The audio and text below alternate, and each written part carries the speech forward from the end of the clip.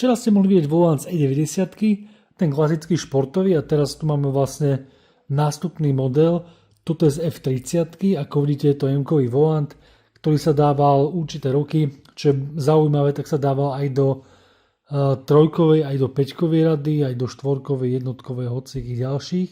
Rozdielom medzi trojkovou a päťkovou radou je práve veľkosť z toho 1000 hranu, kde trojková rada má menší 1000 hran a tá novšia má ten 1000 hran väčší, asi o 1 mm alebo 2 mm. Medzi sebou sú nekompatibilné, avšak dajú sa kúpiť redukčné krúžky na to za celkom dosť vysoké peniaze, ale v podstate tento kryt je vlastne z tej päťkovej rady, pri trojke je toto vlastne plné.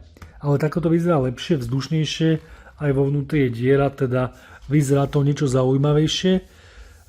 Je to napakoža, ako vidíte, prešiel som to naozaj celkom pekne, tá textúra je naozaj minimálna a je to vynikajúce a príjemné na dotyk. Prešívanie som tam dal čierne, ako vidíte, dopadlo to nejako takto, teda to prešívanie som sa snažil urobiť ako originál, aj keď ja používam hrubšie nite, pretože ono to vyzerá naozaj zaujímavo, keď je tam tá hrubá niť voči tej tenkej a nevyzerá to tak hračkársky. Mám všetci z toho, ktorý to zvládne, teda používam hrubé nite. Čo je blbé, tak tu môžete vidieť modré konektoríky. Ja som s jedným pánom vymenal jeden volant za druhý s jeho doplatkom. Ako som zistil, tak mám plasty a konektory pre radenie, avšak to radenie tam neviem dať. Je to zaujímavé, že sa troška postarali, aby to nešlo medzi sebou vymeniť. Je potrebné tu spraviť jednu dieru. Máme tu aj nejaké tie náznaky, ako by to mohlo ísť. Teda veľmi jednoduché, teda jedna diera a možno v týchto miestach druhá. Tie tlačítka sú maximálne vybombované, aké mohli byť, už viacej tých funkcií tam nemohlo byť.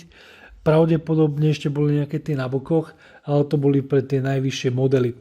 Každopádne dopadlo to takto a som s tým maximálne spokojný, pretože aj to polstrovanie pod ním je príjemne tvrdé. To je práve pri starších modeloch, čo som rozoberal E70-kových, kde to polstrovanie je extrémne mäkké, ak ste ho mali niekedy v rukách. Samozrejme pri M-ku tej E70, pretože tá klasická nemá práve to polstrovanie.